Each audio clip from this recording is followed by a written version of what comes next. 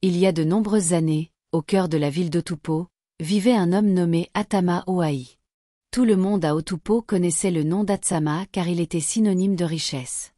Cependant, il fut un temps où Atsama n'était qu'un garçon ordinaire vendant des arachides dans les rues avec un sac en nylon déchiré. Son père était mort jeune, le laissant, lui, sa mère et son jeune frère Agaba, affronter les difficultés. Bonjour la famille.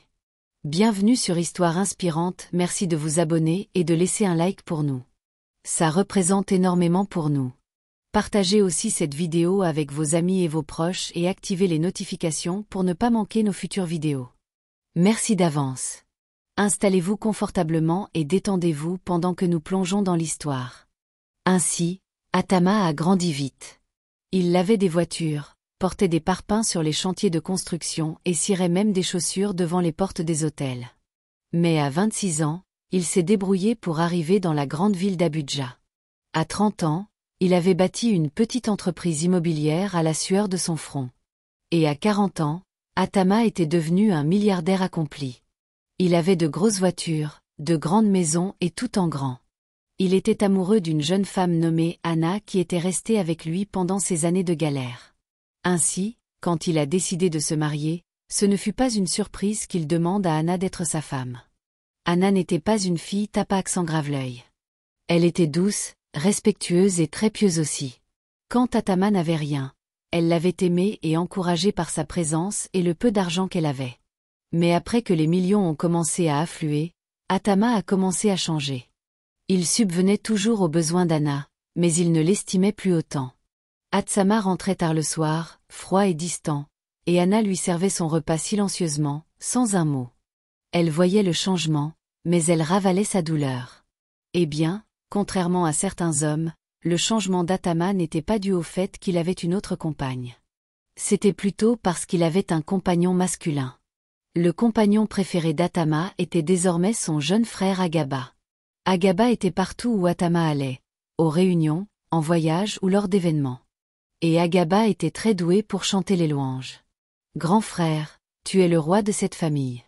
Patron, tout ce que je suis, c'est grâce à toi. Ainsi, Atama l'aimait à la folie. Il s'est convaincu qu'Agaba était loyal tandis qu'Anna était trop douce, et que dans cette vie, la loyauté comptait plus. Un après-midi, alors qu'il classait des documents dans le bureau de son avocat, celui-ci demanda nonchalamment : « Monsieur, pour votre ayant droit principal, dois-je mettre votre femme, Madame Oahi ?» Atama rit : « Non, non, non. Pourquoi ? Mettez Agaba, mon jeune frère, s'il vous plaît. C'est lui qui est toujours à mes côtés. » L'avocat hésita. « Mais monsieur, il est plus sûr de mettre votre femme et vos enfants aussi. Vous savez, la famille peut changer quand l'argent est en jeu. » Mais Atama balaya la remarque d'un geste de la main fière. « Mon frère ne me trahira jamais. Les liens du sang sont les plus forts. » Et c'est ainsi qu'il fit d'Agaba son ayant droit principal pour tous ses biens. Il n'en informa même pas Anna. Elle ne l'apprit que par accident des mois plus tard, en l'entendant plaisanter avec des amis. « Tout ce que je possède est en sécurité. S'il m'arrive quelque chose, Agaba s'en chargera. J'ai confiance en lui. » Anna sentit comme une pierre froide se poser sur sa poitrine ce jour-là. Elle voulut parler, mais ravala ses mots et se convainquit qu'il savait peut-être ce qu'il faisait. Peut-être que cela ne signifiait rien. Continuant sur sa lancée, Atama poursuivit son grand train de vie, convaincu d'avoir tout sécurisé. Il avait construit une somptueuse demeure à Otupo, acheté des maisons à Abuja, Lagos et même à Dubaï. Mais pendant qu'il courait après l'argent et la gloire avec son frère comme acolyte, il perdait son foyer. Anna se sentait seule et ses deux jeunes enfants, Ojama et Onaï, commençaient à devenir distants. Ils ne voyaient leur père que très rarement. Pourtant, Anna restait, car elle croyait qu'un jour il se souviendrait de qui il était et rentrerait à la maison. Mais le destin avait d'autres plans. Une nuit pluvieuse, alors qu'Atama revenait seul d'une réunion d'affaires sur une route isolée près d'Abuja, il perdit le contrôle de sa Range Rover flambant neuve. La voiture fit 3 tonneaux avant d'atterrir dans un fossé. Malheureusement, il n'y avait personne aux alentours pour l'aider immédiatement. La pluie continuait de tomber et son sang imbiba les sièges en cuir blanc. Au moment où un fermier de passage le découvrit et le transporta d'urgence dans un petit hôpital local, il était assez tard. La mémoire d'Atama avait déjà disparu. Le fermier était arrivé juste à temps pour le sauver avant que la voiture ne prenne feu. Il ne se souvenait pas de son nom. Il ne se souvenait pas de sa femme, et il ne se souvenait pas de ses enfants. Il ne savait rien non plus de ses milliards. Pendant les premières semaines après l'accident, personne n'eut de nouvelles d'Atsama. Anna attendit le plus longtemps, assise près de la fenêtre chaque nuit, serrant son téléphone et priant pour un appel ou un message. Mais rien ne vint. Au lieu de cela, Agaba, le jeune frère d'Atsama, commença à agir comme un homme qui avait attendu ce moment toute sa vie. D'abord, il convoqua une réunion de famille. Il s'assit dans le grand salon d'Atama, les jambes croisées, sirotant du vin de fruits tel un nouveau roi. Alors que les parents s'asseyaient, Agaba s'éclaircit théâtralement la gorge. Frères et sœurs, regardons la réalité en face. Atama est parti. Nous ne savons pas s'il est mort ou vivant, mais selon toutes les indications, il nous a abandonnés. Et maintenant, quelqu'un doit prendre les choses en main et gérer tout ce qu'il a laissé derrière lui. Une des tantes fronça les sourcils. Mais nous avons sa femme Anna. Elle est ici. Agaba ricana. Anna n'est qu'une épouse. Elle ne comprend rien aux affaires. Elle ne peut même pas diriger une entreprise d'eau en sachet, encore moins un empire d'1 milliard de Nera. Un autre oncle demanda prudemment. Mais attends, qui Atama a-t-il désigné comme son ayant droit principal? Agaba sourit. Moi, bien sûr. En fait, les documents sont ici. Voyez maintenant. Son avocat a tout signé. Je suis maintenant légalement responsable. Il agita les papiers comme un trophée. C'était une preuve suffisante et personne ne pouvait contester Agaba ou changer quoi que ce soit maintenant. Alors, ils acceptèrent silencieusement et rentrèrent chez eux. Et ainsi commença le drame. Dès le lendemain, Agaba changea les serrures des bureaux et des demeures d'Atama. Anna revint du marché cet après-midi-là pour trouver 2 agents de sécurité devant le portail de sa maison. « Madame, Agaba a dit que vous et vos enfants deviez déménager dans la dépendance des domestiques jusqu'à ce qu'ils décident quoi faire. » Anna cligna des yeux, pensant que c'était une blague. « Mais c'est la maison de mon mari. » Ils haussèrent les épaules. « Eh bien, les ordres disent qu'il est maintenant le propriétaire. Nous ne faisons que notre travail. » Anna retint les larmes qui lui montaient aux yeux. Elle entra, prit Ojama et Onaï et déménagea dans la petite dépendance derrière la maison principale, tandis qu'Agaba emménageait dans la somptueuse demeure. À partir de ce jour, Anna et ses enfants devinrent des étrangères dans la maison qu'elle avait aidé à construire. Ils n'utilisaient plus la porte d'entrée. Ils ne pouvaient plus s'asseoir dans le salon et n'étaient pas autorisés à toucher le réfrigérateur, à regarder la télévision ou même à puiser de l'eau dans la cour principale. Les enfants, qui allaient autrefois à l'école dans les voitures de leur père, y allaient maintenant à pied car Agaba avait saisi toutes les voitures. Et Onaï, qui adorait les dessins animés, jouait maintenant avec des bâtons dans l'arrière-cour. Pour aggraver les choses, la nouvelle femme d'Agaba, Osheya, prenait plaisir à humilier Anna et ses enfants.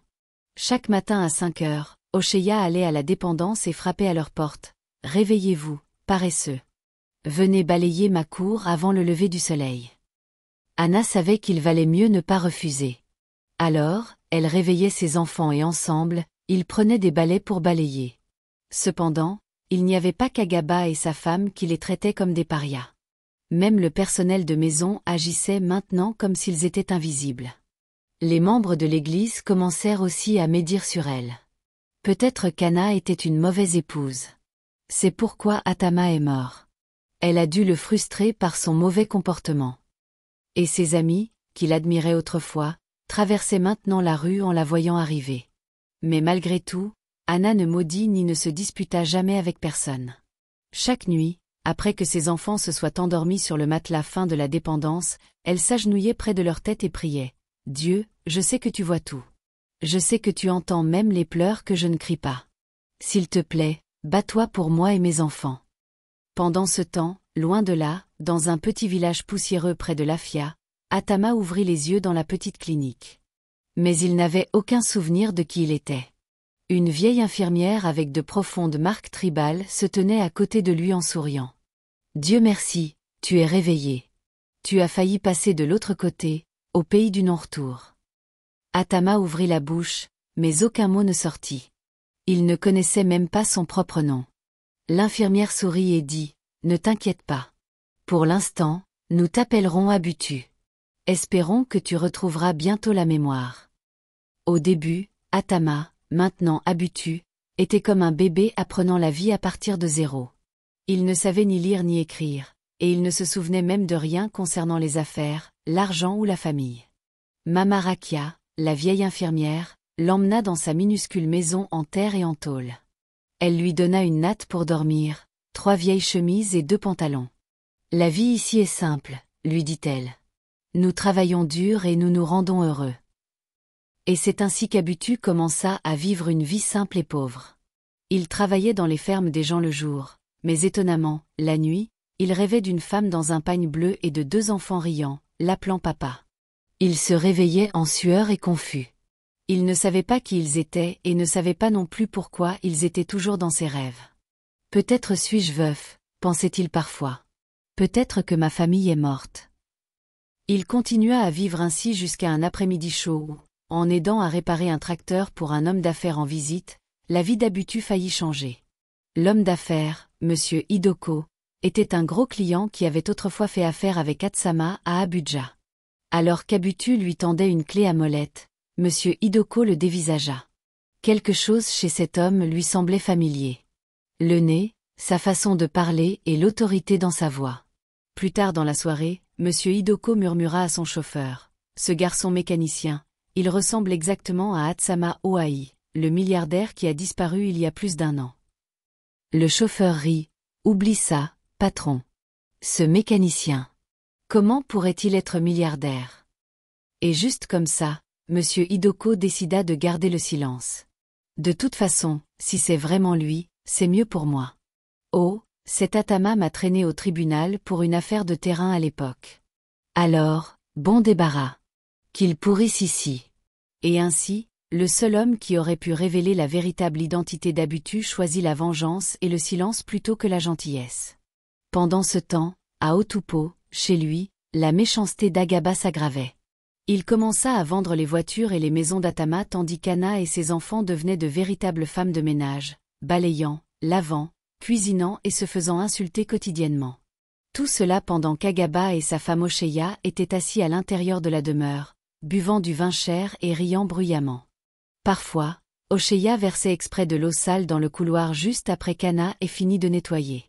D'autres fois, elle appelait Ojama et Onaï pour porter de lourds sacs de course, les battait s'ils cassaient un œuf et criait « Rat paresseux !» Pas étonnant que leur père inutile se soit enfui. L'insulte transperçait comme des couteaux. Mais Anna apprit une chose à ses enfants. Quand ils vous jettent des mots, ne répondez pas par des mots. Répondez plutôt par des prières. Et ainsi, Ojama et Onaï apprirent à sourire même en portant des seaux plus gros qu'eux. Sans autre option, Anna lança de petites entreprises pour survivre avec ses enfants. Elle faisait frire des akaras au bord de la route et préparait également des boissons zobo à vendre. Au début, les gens se moquaient d'elle. Regardez la femme du milliardaire qui vend maintenant des akaras comme une femme du coin. Mais Anna les ignora tous, une par une, les personnes qui goûtèrent ces akaras réalisèrent qu'ils étaient différents.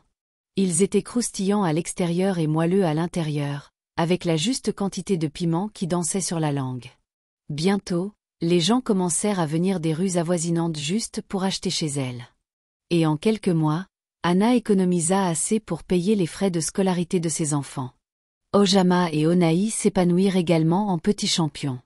Ojama commença à donner des cours particuliers aux enfants plus jeunes le soir pour un peu d'argent, tandis qu'Onaï devint un mini-assistant mécanicien, aidant à gonfler les pneus et à changer les boulons.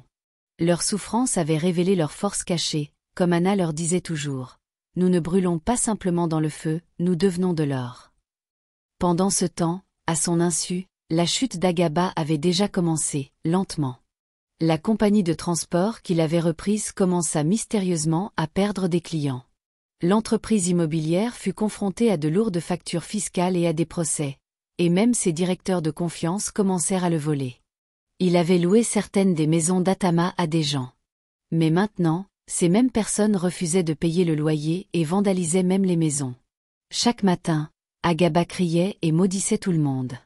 Les gens du village me poursuivent. Vous portez la poisse. Mais ce n'était que le début, car ses problèmes ne faisaient que commencer. En une semaine, son plus gros investisseur se retira d'un projet de 300 millions de Naira sans explication. Et ses comptes bancaires furent soudainement signalés pour enquête en raison d'activités suspectes. Chaque projet qu'il touchait commençait à échouer. C'était comme si un nuage noir le suivait partout où il allait. Peu importe combien il criait et peu importe sa prudence, les portes continuaient de se fermer. Même Ocheya, sa femme bruyante et tapax en grave-l'œil, commença à se plaindre et à changer d'attitude. « C'est comme ça que tu m'as promis la vie facile ? Moi, je ne peux pas venir souffrir avec toi. » Elle commença à rentrer tard, s'habillant élégamment, et refusait de dire où elle allait. Un après-midi, alors qu'Agaba était à l'intérieur de la maison à calculer ses dettes, Ocheya fit ses bagages discrètement. Elle prit des bijoux, des dollars cachés dans l'armoire et même une partie du nouvel électroménager. Quand Agaba sortit et la vit traîner 2 gros sacs de voyage, il cria « Où vas-tu » Ocheya siffla bruyamment. « Je vais trouver un vrai homme. Tu es maudit. Tout ce que tu touches se gâte. Tu ne peux même pas gérer la richesse d'un autre homme. Comment peux-tu prendre soin de moi ? Tu ne m'achètes plus de sacs et de chaussures de marque chaque semaine comme avant. Tu ne peux même plus financer mes voyages de luxe. Alors, à quoi sers-tu d'autre ? » Avant qu'Agaba ne puisse l'attraper, elle sauta dans un mototaxi, Kek, qui attendait. Et c'est ainsi qu'Ocheya laissa Agaba seule dans la grande mais vide demeure, la même où elle s'était autrefois moquée d'Anna et de ses enfants. Cela faisait plus de 3 ans après l'accident et Atama, maintenant connu sous le nom d'Abutu, était toujours très loin à Lafia. Un après-midi, il était assis sous un manguier à réparer des motos. Alors qu'il essuyait la graisse de ses mains, il sentit soudain un frisson glacial le long de sa colonne vertébrale. Pour la première fois depuis l'accident, un flash clair traversa son esprit. Il vit l'image nette d'une femme pleurant devant un portail, de 2 enfants récurant les sols, et d'un homme riant et verrouillant des portes. Il laissa tomber la clé à molette et se figea. « Qui suis-je » Ce soir-là après le travail, alors qu'il sortait de la salle de bain après sa douche, un puissant flash de mémoire le frappa comme la foudre. Il laissa tomber le seau, chancela en arrière et tomba. Mama Rakia se précipita. « Abutu, qu'y a-t-il » Quand il reprit connaissance plus tard, il avait une serviette froide sur la tête et Mama Rakia était assise près de lui, l'air inquiet. Il regarda autour de lui et ses yeux s'écarquillèrent. « Où suis-je ? Qu'est-ce que je fais ici ?» Mama Rakia le regarda attentivement. « Abutu, tu vis ici depuis des années maintenant. » Abutu se redressa et se figea. « Non, mon nom n'est pas Abutu. Mon nom est Tatsama Oahi. J'ai une femme. J'ai des enfants. Où sont-ils » Mama Rakia sourit et poussa un soupir de soulagement. « Enfin, les pièces de ton passé reviennent. » 2 jours plus tard, Atama Oahi commença le voyage de Lafia à Otupo. Il était assis tranquillement dans un vieux bus, sans vêtements chics ni voiture. Maintenant, il était juste un milliardaire brisé avec un cœur brûlant. Alors qu'il regardait par la fenêtre, d'autres souvenirs affluaient.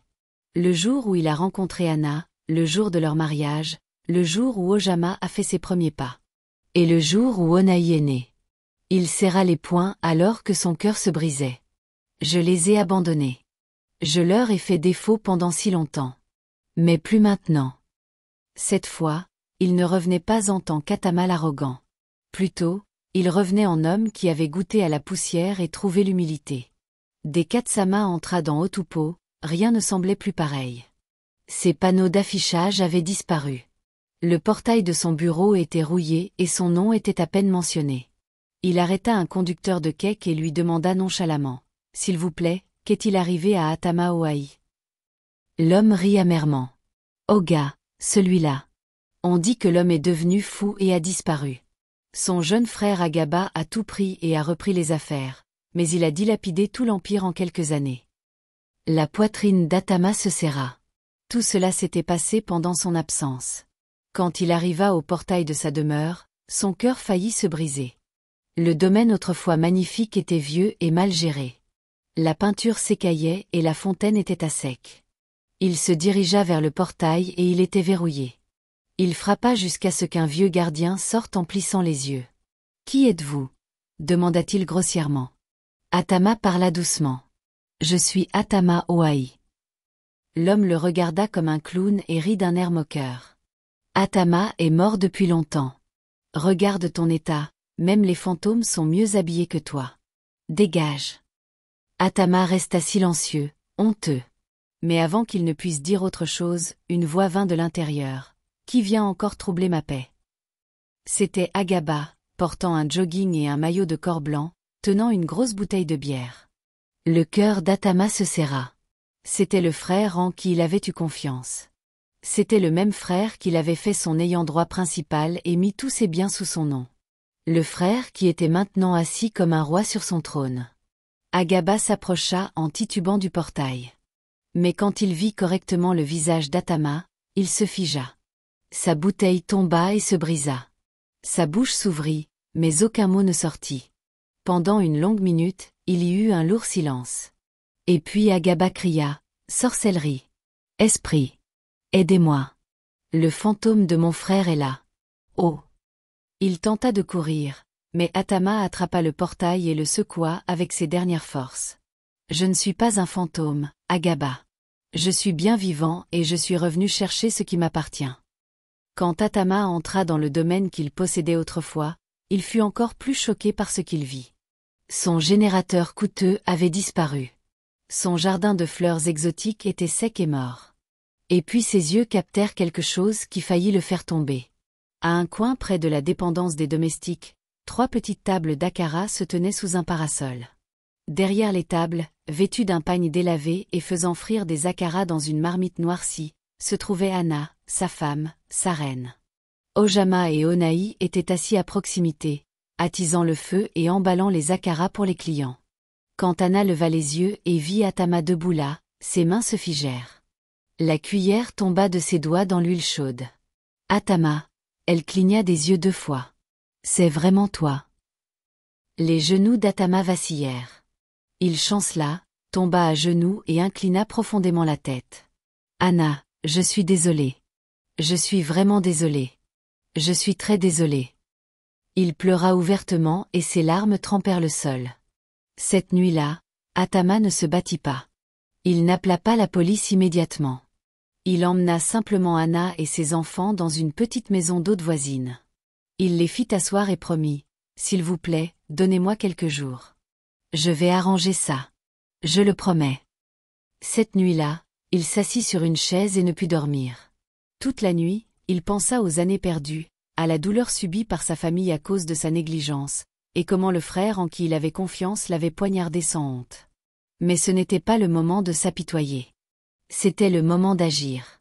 Et ainsi, le lendemain matin, Atama enfila un cafetan blanc propre qu'il avait emprunté au propriétaire de la maison d'hôte et se rendit au plus grand cabinet d'avocats d'Otupo. La réceptionniste faillit s'évanouir en le reconnaissant. En moins de 2 heures, des requêtes d'urgence au tribunal furent déposées. Les rapports de police furent dépoussiérés et des documents prouvant la fraude, le vol de propriété et la mauvaise gestion financière furent compilés.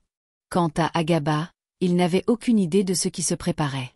Il était toujours à l'intérieur de la demeure d'Atama, buvant du gin bon marché et planifiant comment vendre un des terrains d'Atama. Après tout, ils étaient toujours tous à son nom. À 13 heures précises ce jour-là, un coup violent secoua le portail de la demeure. Avant qu'Agaba ne puisse réagir, 4 policiers à l'air sévère entrèrent dans le domaine. « Monsieur Agaba Oahi, vous êtes en état d'arrestation pour fraude, vol, usurpation d'identité et possession illégale de biens. » Agaba balbutia. « Officier, c'est une erreur. Je suis le propriétaire légitime de tout ici. J'ai des documents pour le prouver. » Mais quand il se retourna et vit Atama debout derrière les officiers, Agaba tomba immédiatement à genoux. « Frère, s'il te plaît. Le sang est le sang. Oh, pardonne-moi. J'étais confus. Je ne voulais rien faire de mal. » Atama s'avança lentement, secoua la tête et lui cracha dessus. « Je regrette de partager le même sang que toi. » La police menotta brutalement Agaba. Mais même alors qu'il l'entraînait, il criait encore, « Frère, s'il te plaît, aide-moi. Rappelle-toi, les liens du sang sont plus forts que l'eau. Oh, je suis ton seul sang. » Au cours des semaines suivantes, tout ce qu'Agaba avait volé fut récupéré. La demeure fut rendue à Atama. Les entreprises moribondes furent réenregistrées sous le vrai nom d'Atsama. Les comptes gelés furent ouverts et le nom d'Anna fut ajouté comme copropriétaire. Mais Atama ne s'arrêta pas là. Il vendit la demeure où toute la méchanceté s'était produite et acheta une nouvelle belle maison où il emménagea avec Ojama et Onaï. Pour la première fois depuis des années, ils s'assirent tous ensemble à une table à manger, mangeant sans crainte. Atsama commença à reconstruire son nom et ses entreprises à partir de zéro. Il traita Anna comme une reine, publiquement et en privé. Il s'excusa chaque jour, pas seulement avec des mots mais avec des actions, et il ouvrit une grande galerie marchande pour son « empire », où elle employa des gens qui vendaient de la nourriture, des vêtements et d'autres articles. Ojama et Onaï furent envoyés dans les meilleures écoles et Atama essaya de compenser l'amour paternel qui leur avait manqué en étant intentionnellement présent dans leur vie. Quant à Mama Rakia, Atama envoya des messagers à Lafia pour la faire venir à Otupo où elle devint l'infirmière et l'aide-soignante de la famille. Chaque fois qu'Atsama se souvenait à quel point il avait été fier et stupide, son cœur se brisait à nouveau car il savait qu'il avait eu de la chance d'avoir une seconde chance de corriger son erreur. Et s'il était vraiment mort? Et s'il n'avait jamais retrouvé la mémoire? Est-ce ainsi que son héritage aurait été effacé? Est-ce ainsi que son frère aurait transformé sa famille en domestique tout en dilapidant sa richesse durement gagnée? Vraiment, quand un homme refuse de protéger sa maison, il invite les dévoreurs à s'asseoir sur son trône. Merci d'avoir suivi l'histoire. N'hésitez pas à partager vos réflexions sur l'histoire avec moi dans la section des commentaires. Quelles leçons avez-vous tirées de cette histoire? Partagez l'histoire avec vos proches et donnez-lui un pouce levé. Abonnez-vous à cette chaîne si ce n'est pas déjà fait. En attendant de vous apporter une autre histoire. Au revoir.